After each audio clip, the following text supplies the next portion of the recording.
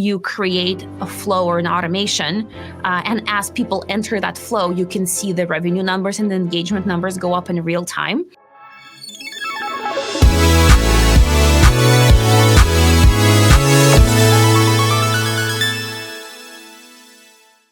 Hello, everyone, and welcome to D2C Growth Mode, a podcast by Mayumoto where you learn from D2C experts, tactics, and skills to master your growth journey. And our guest today is Kasey Luck. Kasey has been working with owned marketing for the past 10 years. Her agency, 𝐀𝐿&CO, helps e-commerce brands grow their email revenue by 2 times in the first month. But how? In today's episode, we're going to dive into how Kasey reaches great numbers so fast, her vision for the future of e-commerce marketing, and leadership advice to get you inspired to reach growing numbers yourself. So thank you so much for being here with us today, Kasey. Welcome. Of course. Thank you so much for having me. I'm super excited. Yay. So I actually want to start right at the beginning and maybe journey into your past a little bit. So I'm curious to know about your desires as a kid. Did you have a dream growing up of something you wanted to do as an adult? And how did that turn out? Well, when I was super little, I actually wanted to become a dentist because my mom was a dentist. And so who doesn't want to be like their mom? And that was the dream, or I guess the goal for a long time. And then when I was a little bit older, I went to art school, in parallel to going to high school. And so I wanted to become an architect. And then when I became even older and I got my, the taste of travel a little bit, I thought I needed a job that allows me to travel a lot. And so I wanted to be in international relations because that's the only thing that I could come up with at that time that would allow me to travel. And so to your question on how did that turn out, none of that happened. But I'm definitely very happy with where I am right now because my job is very flexible. It's remote. It allows me to travel. I don't travel for work, but I can travel as I work. Definitely don't want to be a dentist and don't want to be a doctor. I don't think that I'm the right person for that. And in terms of architect, great profession, but also I think what I do now is more fun. Yeah, definitely. And I'm sure your customers are very glad that you went into this career path. And so I went through your LinkedIn a little bit and I found out that you actually had a period of your time working with events and selling events. And now you've been actually working for email marketing for at least 10 years. So it's been, many years working within marketing, but with different channels, I would say. And I wonder, what is it from that moment, that journey with events that you kind of learned and you got to implement as you kind of transitioned into email marketing? Yeah. Working with events was definitely a very significant part of my professional career. And that's where my career started. So when I graduated from college, I mastered in business administration and journalism and mass communication. So it's a lot of different things. But I was based in the Bay Area. I'm still based in the Bay Area. So I kind of wanted to be close to tech. I was applying for everything out there, including support jobs. I don't think I really understood the difference between all the roles. So I'd apply for a social media manager and a support, customer support specialist, not realizing what that is. Thankfully, I didn't. I got where I did get, and that was 500 Startups, a venture fund and a startup accelerator here in the Bay Area. They're actually international, but I was here. And I joined the team on the events team. And I worked in events operations at first, but very quickly I started to pick up some graphic design tasks because that's what I could do. That led me to designing emails. That led me to managing MailChimp.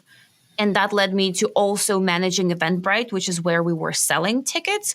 And so I was both in operations of events, but also in event marketing. And our main channel for selling tickets was email marketing. So my email marketing journey started at the very beginning, at the beginning of my professional career, and it overlapped with events. In terms of what events taught me, I think that like one of the best compliments that I appreciate and that I get, and I get it from all the new team members that start on our team, is that it's the most organized workspace, like work environment where they've been. And each time they go like somebody goes through onboarding, they tell me, oh, this is the most organized onboarding that I've ever been through. And when we work with clients, everybody's super, like, besides the results, everybody's always like has a lot of great things to say about how organized we are and how our processes are very good for working together. And I attribute a lot of that to my work in events, and specifically on the team where I was. I learned a lot from my manager there, from my other team members. We ran a few different types of events that would be recurring. Like once a month, we throw this conference, and then, sorry, not once a month, once a year. And then the next year, we throw the same conference. And so it was really great because we had a master spreadsheet. It was called something. I can't remember. It was master something. And I brought that into my agency. And everybody kind of thought it was a weird name, but I just borrowed it from there. And it would be a master spreadsheet with like all the things for a particular brand that we have. And then when we did events, we had a play-by-play Google document where it's like, I guess, like in movies, before they go and act, they have a table read. I think that's what it's called, where they like act out the entire movie, but just like sitting at a table. So our play-by-play was the same, where like a few days before the event, we would sit at a table and everybody had the same document and would walk through the event minute by minute. Where like Kasey gets there this minute, she does this, this, and that. And then like the next person comes at this time, they do this, this, and that. And like minute by minute would walk through the entire event. And I just thought it was such a cool way to prepare for something. And so I took a lot of learnings from that in terms of organizing how our agency runs. And of course, I don't know, like I feel like I like processes and I like that. And I'm also super motivated by like sales and watching the sales numbers go up.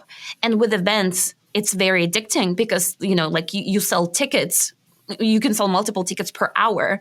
And just watching those numbers in Eventbrite gave me such a drive to like go do something in MailChimp, send some emails, come up with like a new strategy, a new content angle. So that was really cool. And with email for e-commerce specifically, it's very similar because when you work with brands that are at a certain traffic level where they have a lot of activity on their website, you create a flow or an automation. And as people enter that flow, you can see the revenue numbers and the engagement numbers go up in real time. And so those things are super exciting and they keep me going. Oh, wow. Yeah, I'm already happy that you shared about that. The kind of like reading the script kind of thing, like what's going on, what's going to happen minute by minute. That's not something that I thought of, and I've never experienced anything like that. But now I'm just like, this makes so much sense, right? Very smart. Yeah, awesome.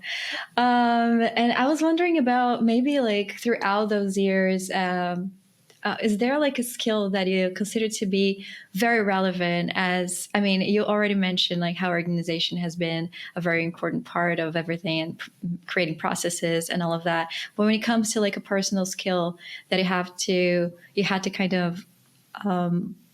of develop during that period, what would that be? Well, some of these skills that I mentioned are definitely part of it. But at some point in my career, I discovered that I have this skill, which I thought was a given. Like I didn't consider it a skill before. And I thought like, I don't know, it was just like part of, I don't know, DNA, I guess. And I thought that's the case for everybody. And then I started seeing that some people just don't have that skill. And that skill is search. I think that I'm really good at searching for things. Mm-hmm. And I don't know how to explain it. It's not just Googling. Like I think it's probably both organization. Like one of the reasons I can find things pretty easily and very fast is because things are organized in my computer, things are organized in my notes. When I name something, I always use a keyword that I know my brain will go for. Even I forget what this is called, I know what will I think this would be named if I didn't remember this? And my brain does that automatically, subconsciously. And so I include a keyword like that in the names so that when I do search, like I'm able to find it. And, it's not just on my computer too. Like if I don't know how to do something, I think that I'm probably more efficient at finding how to do it than many other people. And maybe it's just resourcefulness. And that's what some of my earlier roles also taught me. Like when I didn't know how to do something, I just went and figured it out. And the more you do that, the easier it becomes with time. And I think it's one of the meta skills that you can apply anywhere, no matter what you do. Resourcefulness, like being able to figure things out if you don't know where to start, is very helpful. So I'm very grateful for that skill. Okay, now I need to ask this. So where do you start? So if you want to know like how to, I don't know, replace a window, like something like that. Honestly, like the stuff that I search for are like usually like some like things that are in the computer, like we're using this new tool for this brand. Like, how do I set it up? And, it's like not physical things. With physical things, I probably, I'm not as good. But I always start like with something completely new. I always start with the Google search. And even that, like, tell me it is obvious. Everybody does this, right? But then in my experience, I learned that not everybody does it. And sometimes like some team members come to me and they're like, oh, like I was trying to figure this out and like I have this roadblock, blah, blah, blah. The first thing I do is I go and Google this problem. And sometimes Google like gives me a full answer and solution in like you don't need to click through anything. I don't know what that thing is called where they show you like the quote or the solution at the top of the search result. I'm like, did you not Google this? and that person like spent hours trying to figure this out, and it never like crossed their mind to Google it. So I don't get it. So Google it first. A lot of times, like it sends you in the right direction.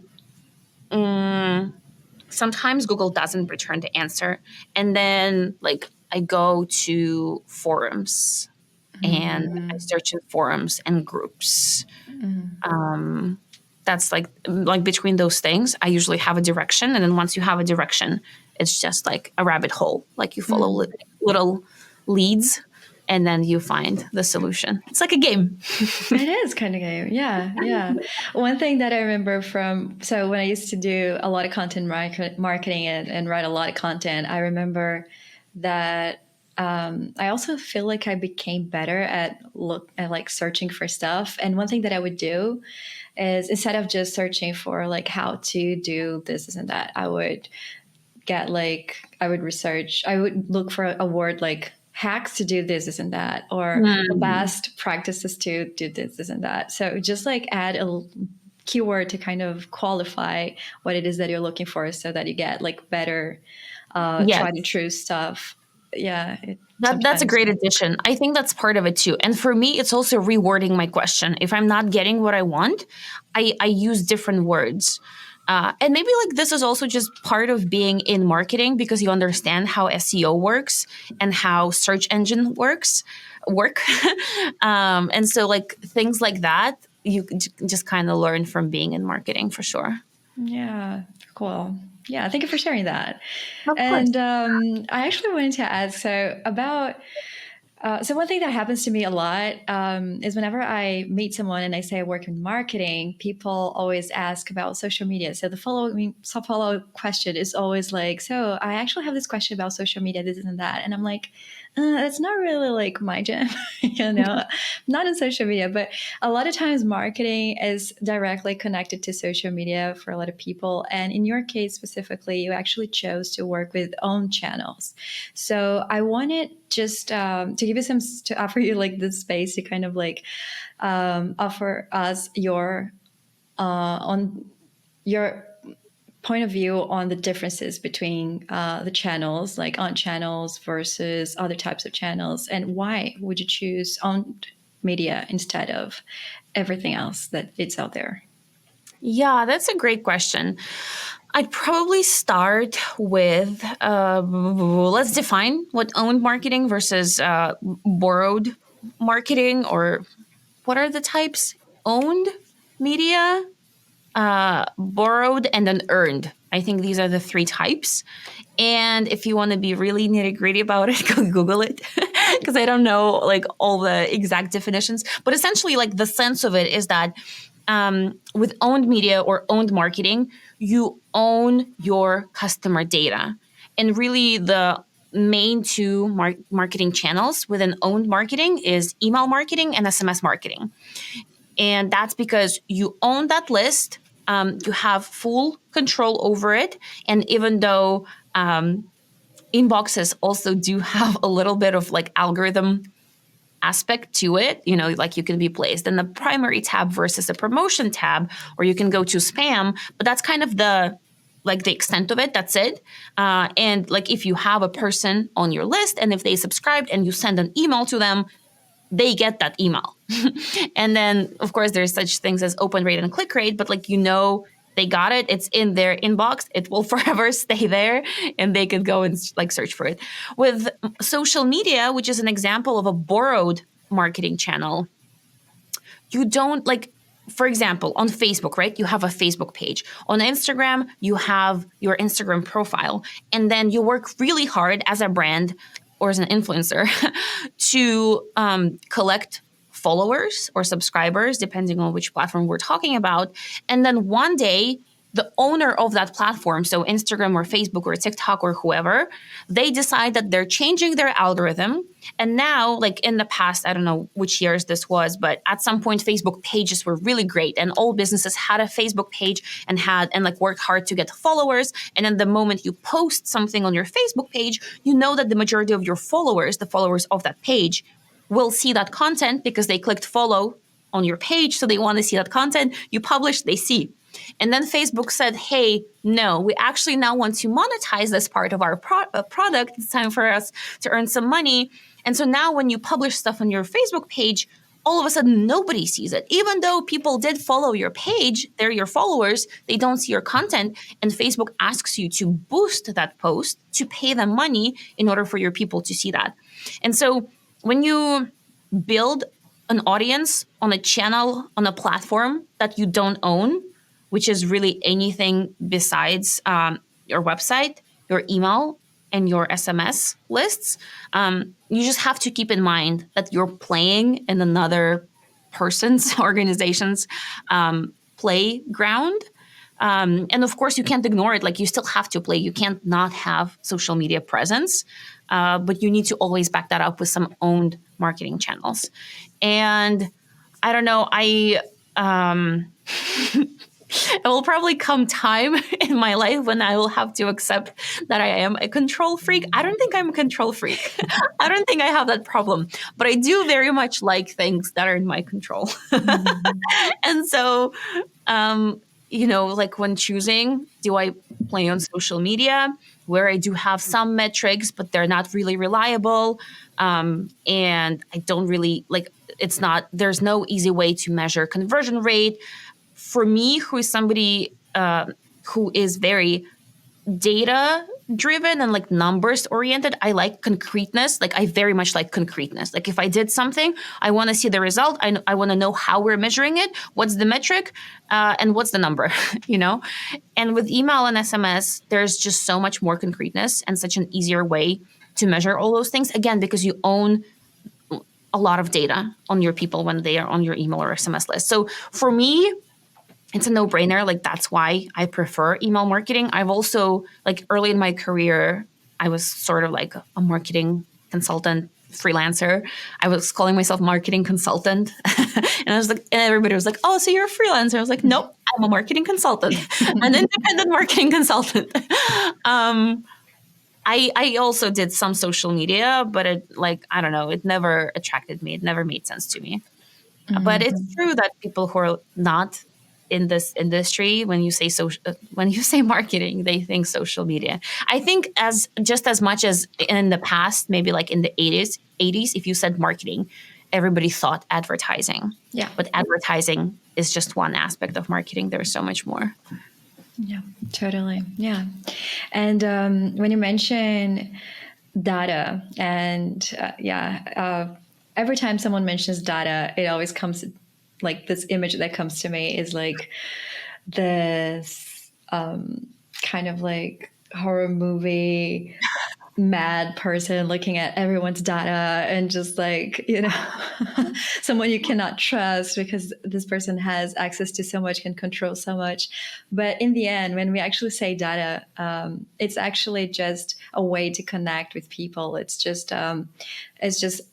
the only way that we can connect with people. And it's not like that we're actually looking at their every move, but it's more that we actually know how to approach them in a way and make their experience better as well. So I feel like there are those two things, right? Like one is to be able to contact this person and let them know of any valuable thing that you can offer them. And the second thing is that you know what is valuable to them and what is not, so that you can kind of like create a better experience. Does that make sense?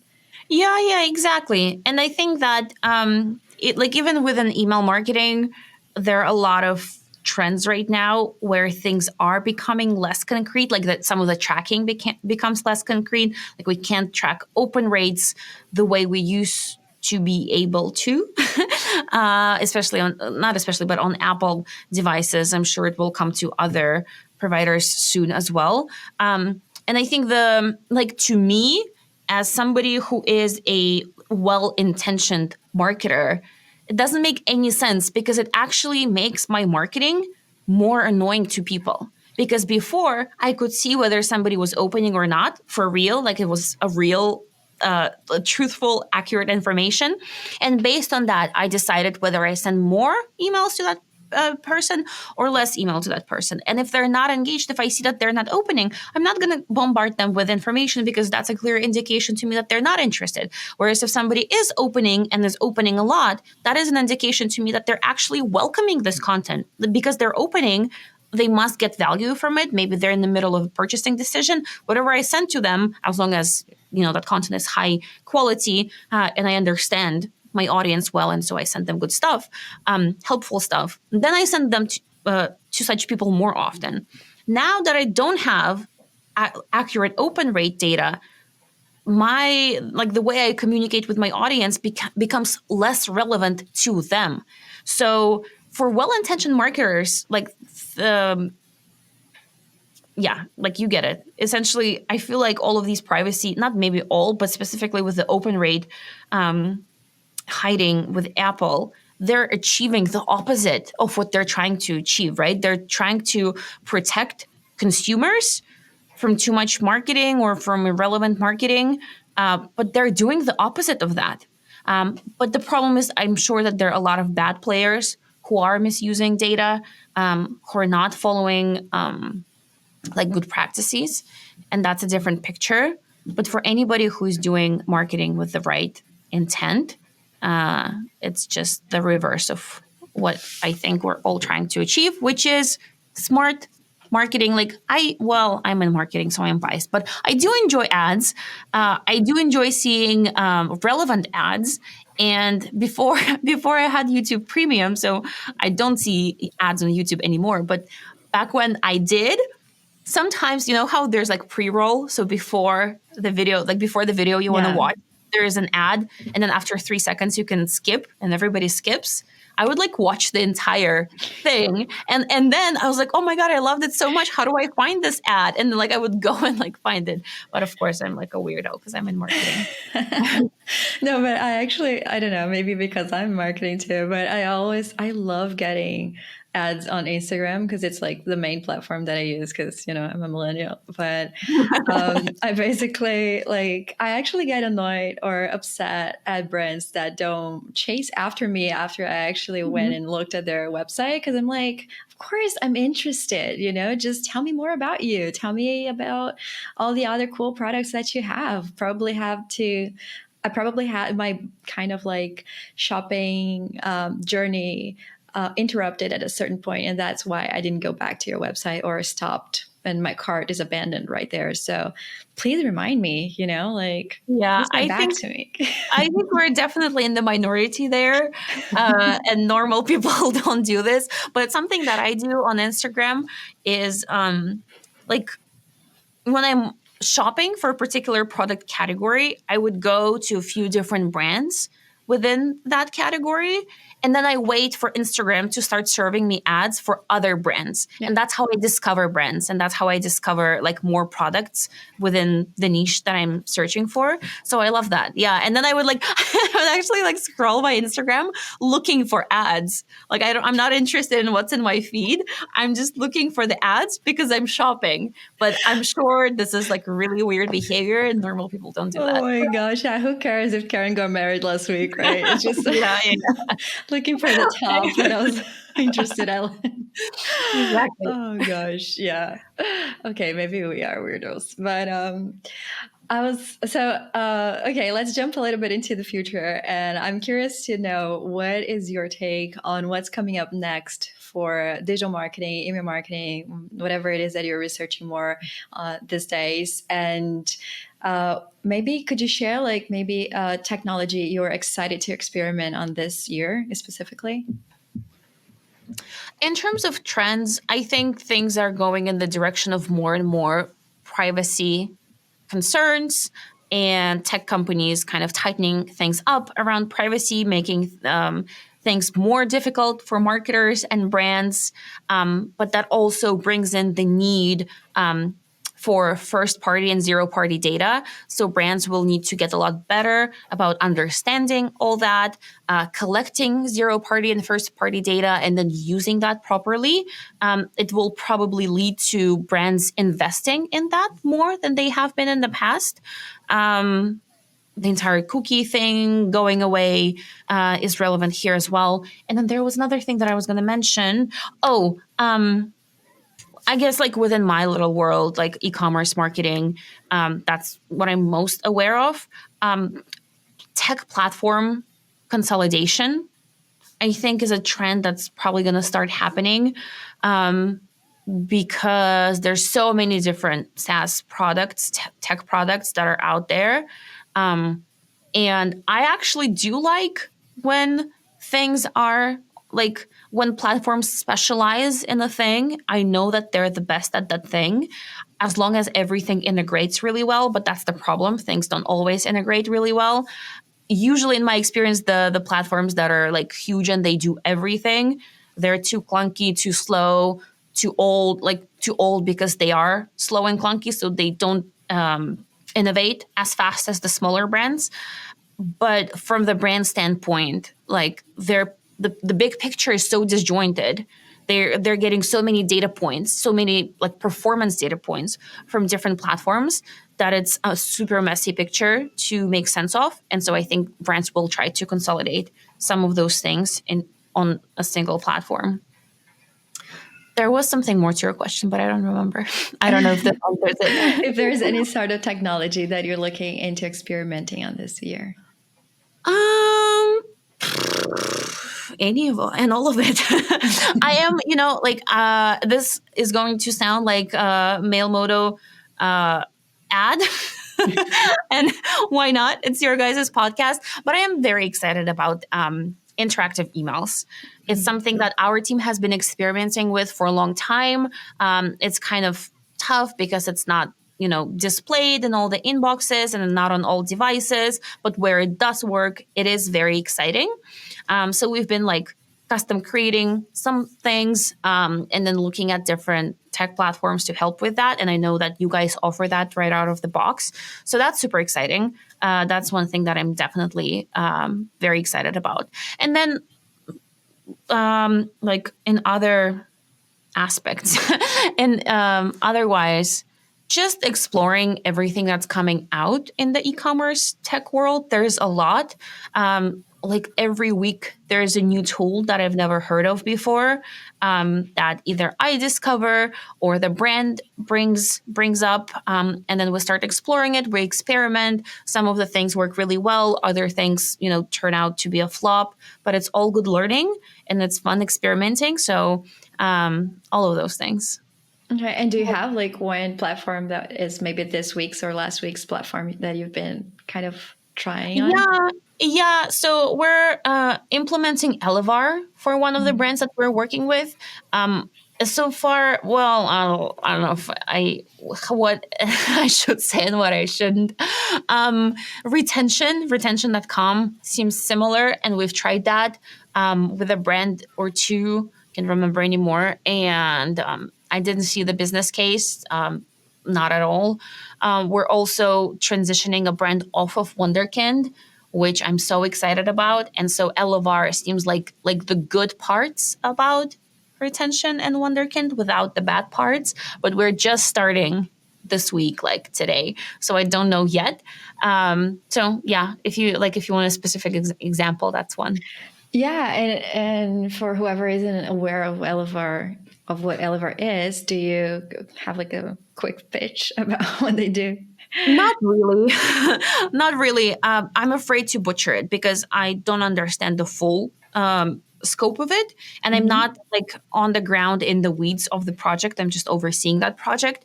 We have a strategist, a strategy lead who's doing that and should know a lot more. But essentially, like, I guess they help identify some of the anonymous traffic, and then like help convert that traffic. But I don't want to butcher it. I don't know. Okay, well, thank you for sharing that with us. That's exciting. I can share another one that I have more context about. We've been experimenting with this platform called Amped. They are a platform that is built specifically to create pop-ups.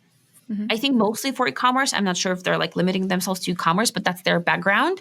And I love how much like flexibility and how many features they offer. We do love pop-ups inside Klaviyo, just like the Klaviyo pop-up product. It's great, but AMP takes it to the next level in terms of the robustness of A/B testing and experimentation that you can do, in terms of targeting, in terms of design capabilities. So if you're like a pro email marketer, or like a pro user of pop-ups, if you've been running A/B tests on your pop-up regularly, then this is something that you should definitely look into. I don't think it's like a beginner product, definitely intermediate to advanced, but it's very exciting.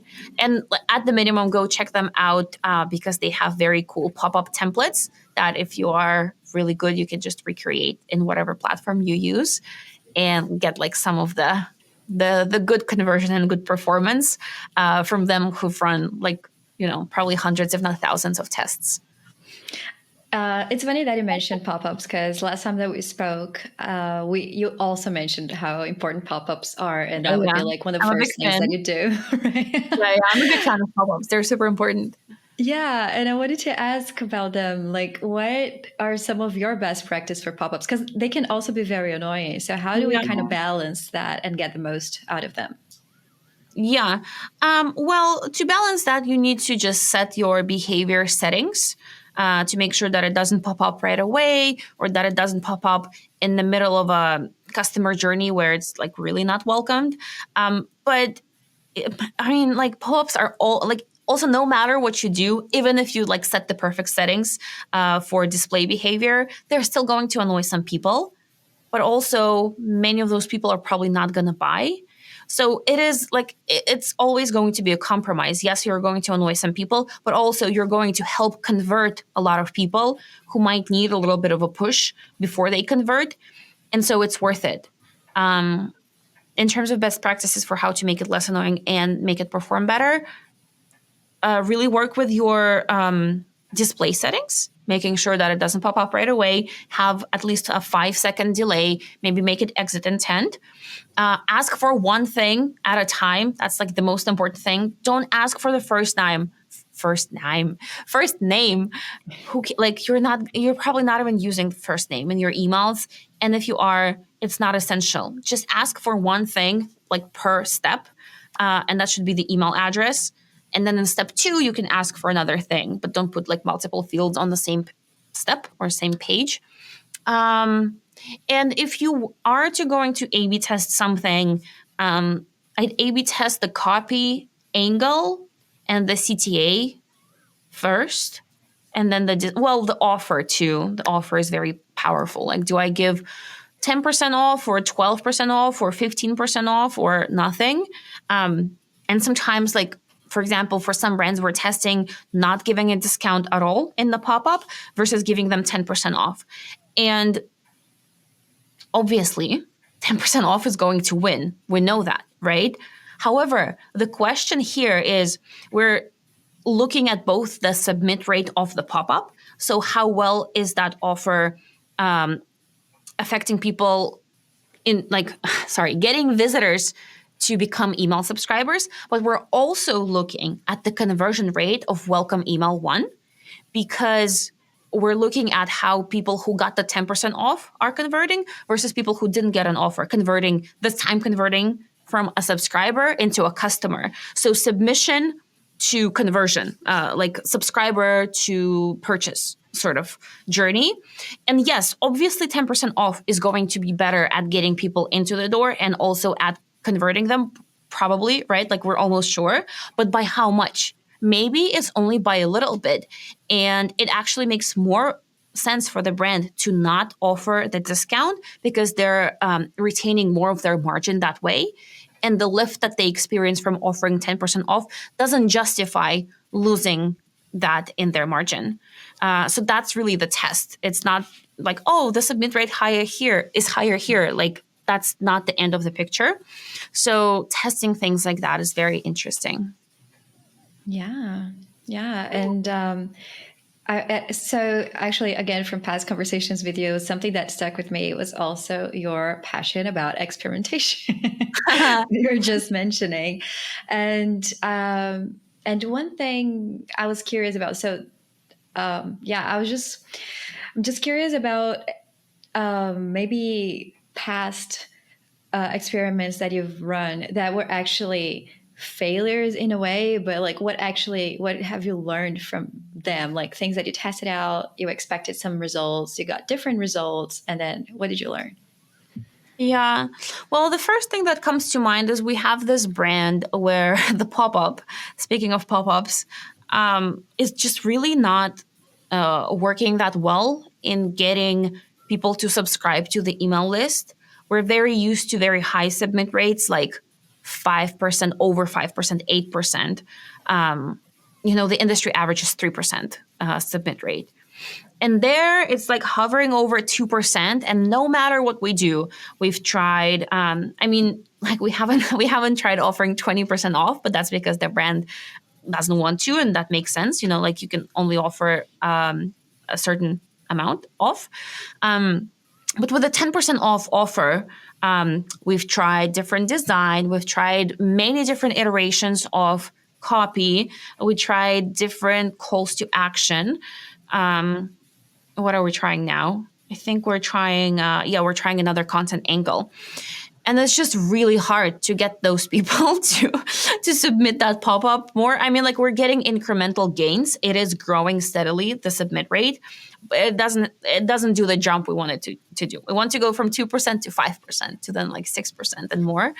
And I think it has to do with that particular audience, because it's not like more of the typical DTC audience. It's more of like a less techie person, like a person who spends less time with technology and more time outdoors. Actually, it's like somewhat connected with the outdoors.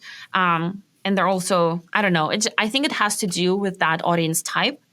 And maybe we'll never be able to get to the like where we want with the submit rate. That doesn't mean we're going to stop trying. We're going to keep trying, but we need to crack the code of what is going to make them motivated to leave their email address with us. And maybe we just need to like reinvent, and maybe it shouldn't be a pop-up. Maybe it should be something else. I don't know. Actually, something we haven't tried there is a gift with purchase. Now that I think about, maybe that is a little bit more enticing to such an audience than a discount. And is it maybe just brainstorming here. Is it maybe like an older kind of audience that might be more used to, like, I don't know, that might not even check their emails or use their emails much and would probably respond better to like an SMS kind of pop-up? Well, I mean, like the older audience definitely wouldn't respond better to an SMS thing because older people are like weird about giving out their phone numbers, which, you know, makes sense. It is weird. I have to agree with them. And it's not about like them opening or not opening the emails because we're testing the pop-up and the pop-up is on the website. So it's their experience on the website and how they're interacting with the pop-up on their site. The email engagement is actually fine. They are opening and clicking emails. They are buying from emails. Like as soon as somebody is in the email list, like that account is performing really well. Actually really great. And this brand didn't have any email marketing before. And then we like build it from scratch and they saw an amazing lift from that. But it's specifically getting people to subscribe to the list is the tough part. And their list is growing slowly. Like their traffic is like not crazy either, but we still want the list to grow a little bit faster. So. Yeah.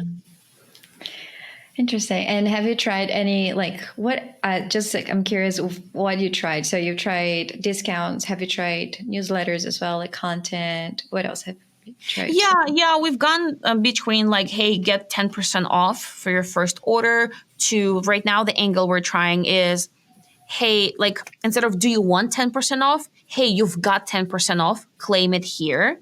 Because we thought, do you want 10% off is an open-ended question, which has no as one of the options. So to eliminate that and to actually not overload subconsciously the user with a question, we just tell them, hey, you got 10% off, like claim it here. That's something we're testing right now. We've tried a no offer at all because we were thought like, hey, maybe this audience is actually not motivated by 10% off. Maybe they're motivated by a result because it's like, I don't want to give too much away because I've already shared a lot. But essentially, like we still gave them a discount in the welcome flow, but we didn't mention the discount in the pop-up. And we're like, hey, do you want this result from like this activity that this product is promoting? An example from a different industry would be, I don't know, like if you're a skier, for example, you probably want to, like, I don't know, I don't ski, but like get to higher mountains or like get your trickstery with the slopes better. I don't know. This is like a horrible example, but like if you're a dancer, do you want to learn like super cool moves? And like if you're dancing like ballroom dancing, you get certain shoes and they help you do tricks. Like they help you do spins better. So this is like a super different industry. In their industry, it makes a lot more sense. But here, like, you know, instead of saying, do you want 10% off? Do you want this amazing result? Do you want to be this, you know? And we thought that would work with them and that will resonate more. I don't think it was like very inconclusive. We have separate pop-ups on mobile and desktop. And on the mobile, it was one result. On desktop, it was another result. But it was still like the difference wasn't very big. So we just went with a discount. We tried like categorically different designs. And that's one of the best things that we did because the initial design was kind of like more standard. And the new design we actually did get inspired by Amped. I was like, hey guys, can you just like this looks really great. Can you adapt it to this brand? And they did. And it like looks so much better, so much fresher. I think we tried behavior settings too. I think that's probably it. And how about newsletters? Do they still perform well as well in pop-ups? Like, are people still looking to sign up for newsletters and get content in their inbox? I mean, we don't even try that. I think that doesn't work anymore. Like, who cares? Who cares that you have a newsletter? Like I think that there's just so many newsletters right now that as a consumer, I really need a much more tangible incentive. Even if it's not a discount, I need an incentive that would make me feel like, yeah, this is worth subscribing for. Just getting a newsletter, I don't think so. And from your experience, sorry? You can try it like anyone listening, but just A/B tested. Yeah. Just curious for your experience. And how about we have, so I just got, no, I don't remember what I was going to ask. I'm just going to go through for something else. And so another thing that you also, like, people usually use a lot email marketing to do as just to leverage campaigns and sales happening throughout the year. And I was wondering about the different holidays that come up and different opportunities to kind of create themed kind of campaigns. How do you tend to leverage those? Do you also have some best practice for that? In terms of how to leverage like big holidays for sales? Yeah, I mean, honestly, I feel like there are big holidays all the time. So not necessarily just big holidays, but like spring sales, winter sales, and President's Yeah. Day, you know. Yeah. Well, I mean, those are really the low hanging fruit. As long as you do something, you're going to do much better than if you do nothing. But if you want like the intermediate to advanced strategy, if you have both email and SMS as your marketing channels, we like to do teasers before the sale to the email audience that is not part of the SMS channel yet, and send an email saying something like, hey, this sale is coming up next week. It's going to be super exciting because blah, blah, blah, and blah. I don't know if you can say that it's the biggest sale of the year or like something interesting like that. And our text club is going to get first access or early access or an exclusive like additional deal if you can offer that. If you want to be part of that, join the SMS list over here, and then a very clear call to action and an easy way for them to subscribe. That does super well. So if you are looking to grow your SMS list, sales and product launches are the best opportunities to leverage your email list to grow your SMS list. And then other than that, yeah, doing early access to SMS lists, doing early access to your VIPs and your loyalty and rewards program members, then actually launching the sale to your bigger audience on email, and then doing follow-ups to different segments. So the first launch you do is to a wider segment. The follow-up, the second, the third follow-ups are to smaller segments of people who are like either just were engaged in a shorter period of time or who clearly showed interest in the past week. So you say clicked at least once or clicked 2 times or more in the past 7 days, or were active on site 2 times or more, or added stuff to cart. And so if people completed those actions, you know for sure they're interested. And so you can justify sending more emails to them. I wouldn't like bombard your entire list with 3 emails for every sale. I mean, depending on what the sale is and how long it is, there are just so many nuances. And then the other thing that I would say is if you're sending multiple emails about the single sale, definitely variate your content and don't just have one template where you just like resend that with a different subject line and a slightly different headline. Find different angles. For example, the launch email is a very short email. Hey, this is the sale. This is the discount, header image, call to action. That's it. Go. Second email is we're talking maybe where you're including more information about the products. So you have like shoppable products, like a feed of 6 or something like that products.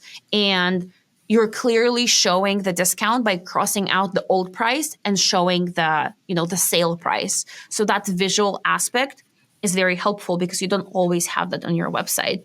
The third email is, the effective thing is urgency.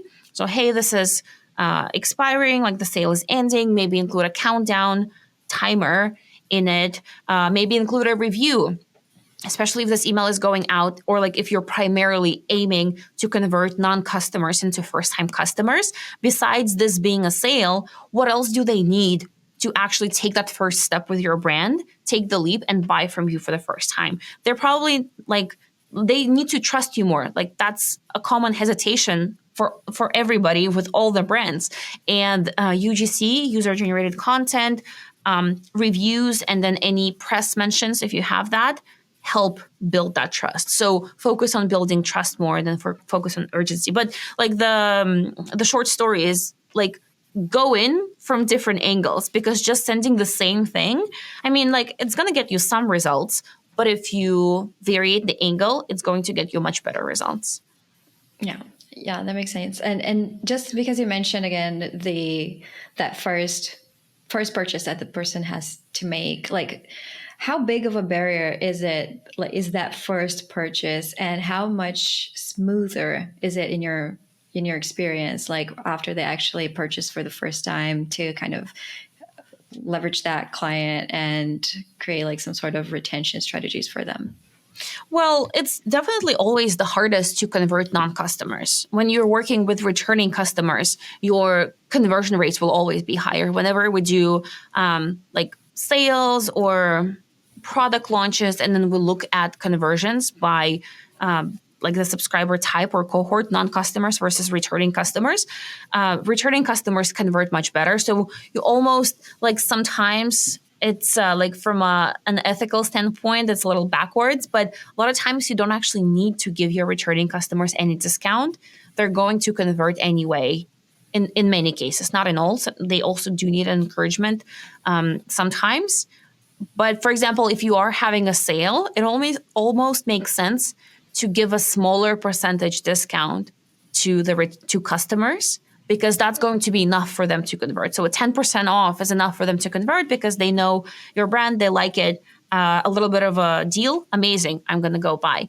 For a non-customer, you need at least 15% off, like in this example, like comparatively, or 20% off is going to convert even more non-customers.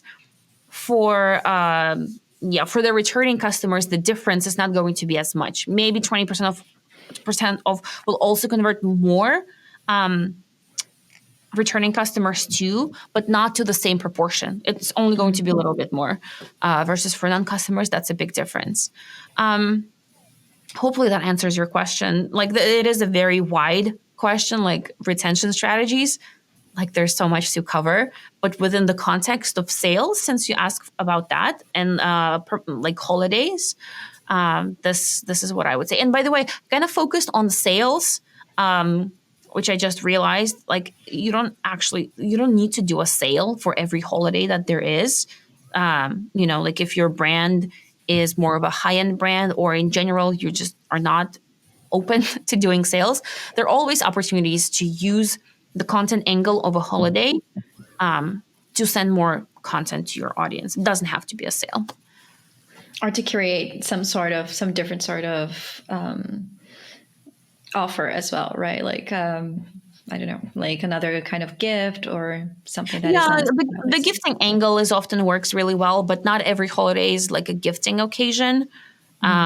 But where like holidays that are a gifting occasion, the gifting angle is amazing. Other than that, like, treat yourself for certain holidays. Like if it's Valentine's Day, that's a good one. There are lots of opportunities. And how about, like, do you follow some brands that you think are doing a really good job that you could maybe mention here and share with us for a benchmark? I like watching Feastables. I feel like I've mentioned them before with you, but I don't know, maybe I'm mixing things up. But Feastables is a chocolate company for Mr. Beast. For those who are familiar, he is like one of the biggest YouTubers, and the stuff they're doing in email is kind of fun. They are doing a lot of interactive email. So that stuff is really fun to watch.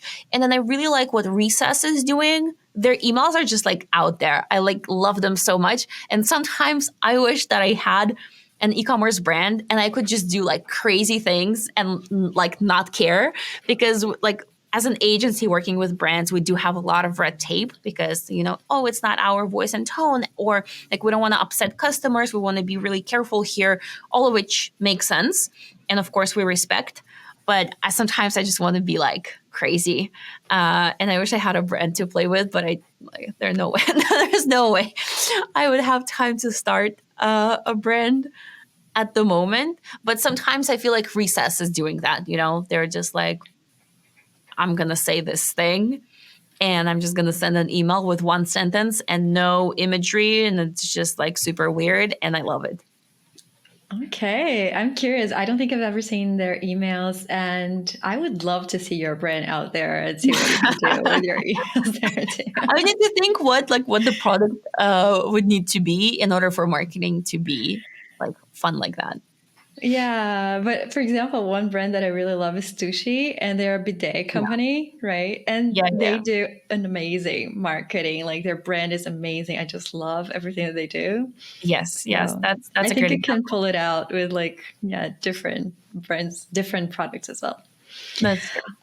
Okay, so we're actually getting to our final questions. And the first final question that I have for you First is... final question. I actually have 3 final questions. Wonderful. So the first one is, imagine this beautiful mural you really like in a location you really like too. And imagine that you actually get this mural for yourself and you can put whatever you want in there. So what would be the message that you would like to get people to see of every time they go past? It's such a hard question. I feel like I'm not at the age where I'm qualified to give advice to people. I would like to answer that question when I'm 70. But I can ask you again when we're 70. We can already schedule that one. I'd love it. Wonderful. I mean, if I were to give an answer, it would probably just be love each other. Because I think a lot of like everything, like all the conflicts we have is because we forget that we're all humans and we just need to love each other.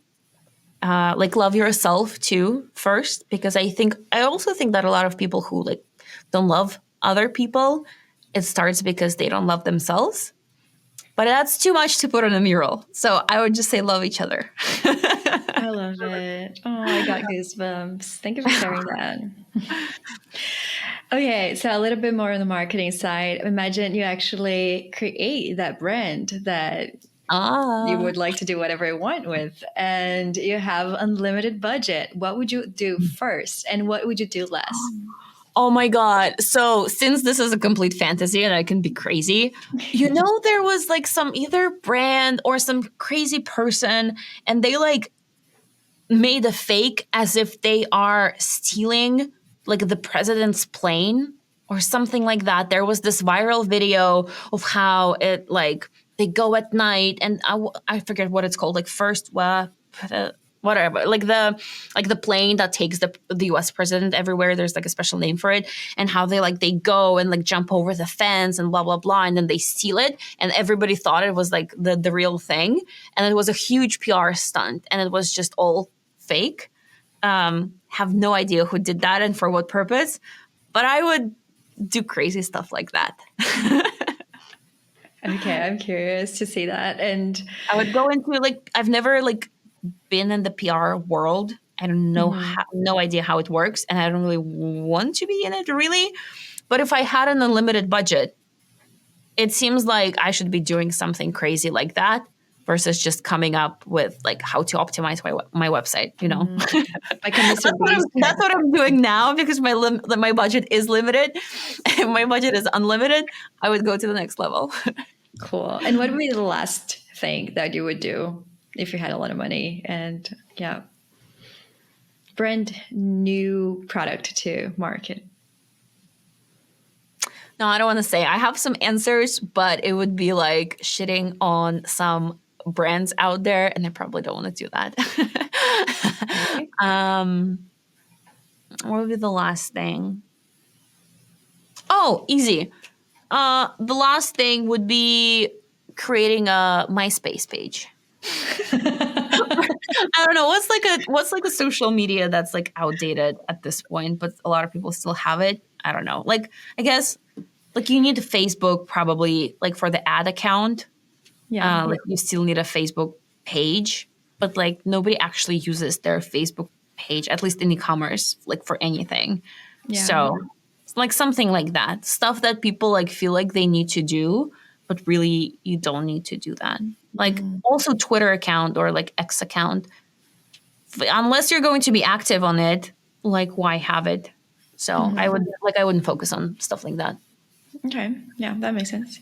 And is there a book you like recommending to curious people? And by book, I mean any sort of content or any format. Actually, like Just a side note, in case I don't read. Okay. I know you're a mom, and I know moms have a really hard time like getting their space to kind of read. Yeah, now it's true. But when I was earlier in the motherhood journey and I was still breastfeeding, there was actually a lot of time to read. Which I didn't use wisely, and I spent too much time on social media, but I did read a little bit. I actually do have a book to recommend, and it is actually on my Kindle right now. I forget the exact name sometimes. It's called 4,000 Weeks, Time Management for Mortals. It's really great. It's a book about productivity that essentially just tells you to chill. But I love it. But he has like a lot of like scientific proof for the fact that you should just chill. I like it. It's like well written. It tackles productivity from very fresh perspectives, and I think it's very helpful for a lot of just like modern people who are always running, who are always stressed out, who are like doing everything they can, and we still feel like we're behind. And the to-do list is never ending. So he sort of has solutions for all of those things. And the solution is a lot of times the mindset shift, which is always easier said than done. But the way he positions it and the way he presents it makes it much easier. So I do love that book a lot. I'm only like halfway through it, but it's been great so far. So I recommend that. Okay, thank you. I'm actually very interested in it. And what would be the best way for people to connect with you after this? I have a YouTube channel. It's Kasey Luck with a K and with an L. Kasey Luck, if you search that. I should show up. I talk about email marketing a lot. I talk about e-commerce marketing in general and like all things e-commerce. Please subscribe, like my videos.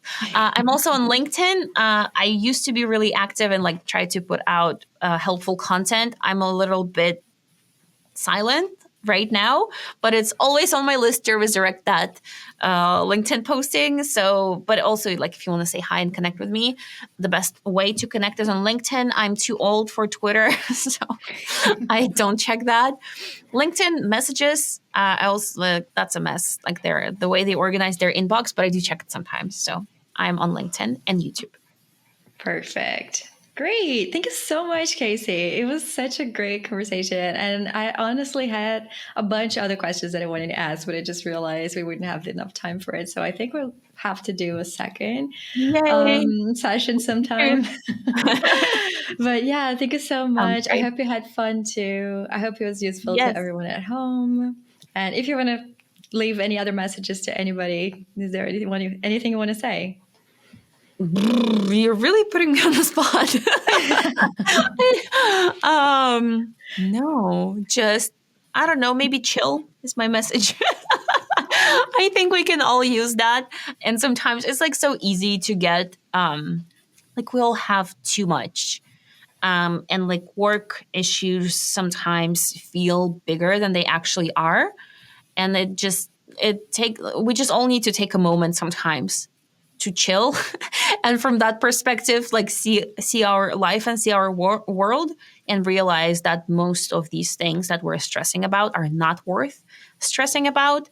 And then once you approach work and life with that perspective, you can still do a great job and you can still take things seriously, but not too seriously, you know? So that's my message.